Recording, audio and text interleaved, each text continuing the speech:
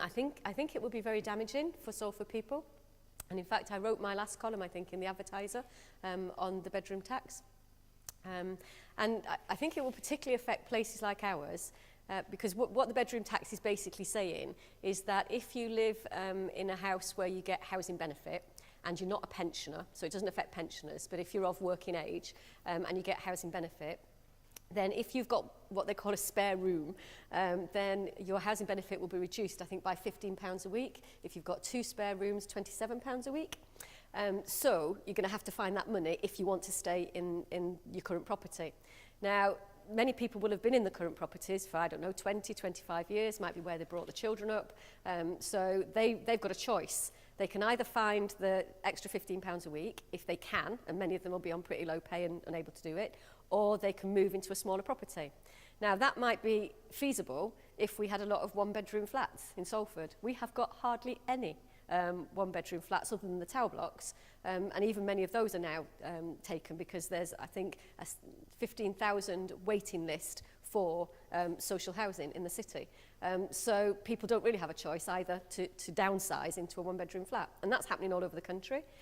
The other issue why I think it's particularly bad is that, you know, if I think of an older married couple, perhaps in their 50s, early 60s, you know, they might not be classed as disabled, they might not have a serious disability, but very often people might have trouble sleeping, or they've got, you know,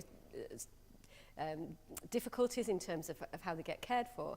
And actually what this is saying is that you have to live in a one-bedroom property. So if you want your grandchildren to come and stay, if you're a separated couple and you've got a residence order on your children can't come and stay unless you're able to find that extra money. And if you're already on housing benefit, that means by very definition you haven't got a lot of money. So I think it's actually very divisive, and I think it's not going to save a huge amount of money. I do think that we need to reform welfare and have some strong views about that.